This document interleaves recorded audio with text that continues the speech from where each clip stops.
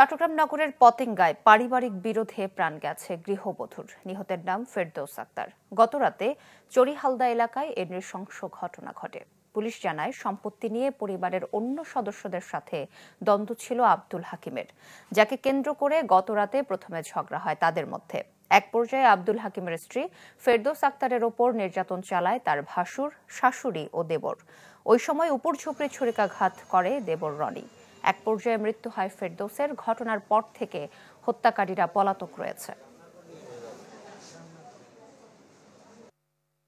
জায়গা কনজেস্টেড, তাছাড়া নিজেদের মধ্যে বাকবিতণ্ড, পারিবারিক ঝামেলা এটা ছিলই প্রতিনিয়ত। প্রতিনিয়ত ছিল, হ্যাপি ছিল না কখনো। মেয়েটা শান্তশিষ্ট মানুষ, ও ঝগড়া পেনে, ও তাবলিক টাবলিক করে, ঝগড়াতে নাই। ওরা প্ল্যান করে ওদেরকে মারছে। এখানে একটা ছুরি মারছে, আর পিছনে দুইটা, আর এখানে একটা চারটা। তারপরে তার অনেক পায়ে অনেক স্পট দেখছি, বালতি নাকি এ ধরনের একটা বাকেট দিয়ে মানে হিট করছে, যার জন্য ওর পুরো শরীরেই ক্ষত হয়ে গেছে। আমি প্রত্যেকটা লোকের ফাঁসি চাই, এইটা আমার রাষ্ট্রের কাছে একটাই বিচার। আমি নিজে কন্ট্রোল করতে পারি না। আমার খুব আদর বোন, আমার কলিজা, ওরা ছুরি এখানে মারে নাই, ছুরিটা আমার বুকে মারছে।